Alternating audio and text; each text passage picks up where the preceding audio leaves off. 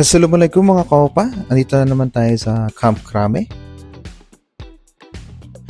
Ngayon ang opening ng summer clinic dito sa Camp Crame. Ang summer clinic na ito ay pinangungunahan ng mga PNP personnel kung saan kami mismo ang magsisilbing instructor para turuan ang mga bata ng iba't ibang skills at activities. Open ito hindi lamang sa mga anak o dependent ng mga pulis, kundi pati na rin sa mga iba't ibang kabataan na gustong matuto, maging active at magkaroon ng disiplina ngayong bakasyon. At isa kami sa mga magtuturo sa inyo ngayong bakasyon.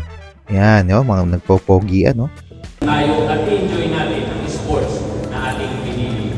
Muli po sa ating lahat, magandang umaga. Nawa ay patuloy tayong pagpalain ng buong ay kapal.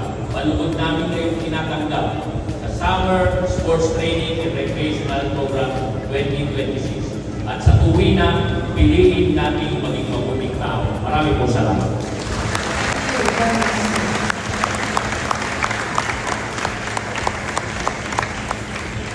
Hindi lang ito basta training kundi opportunity din para ma-develop ang kanilang confidence at magkaroon ng magandang foundation sa sports. So ito, i-flex ko lang yung PNP band ng PNP Crame. O yan, gagaling. Tapos na ang ceremony. Ayan, magbibigay na tayo ng mga pagkain para sa mga bata.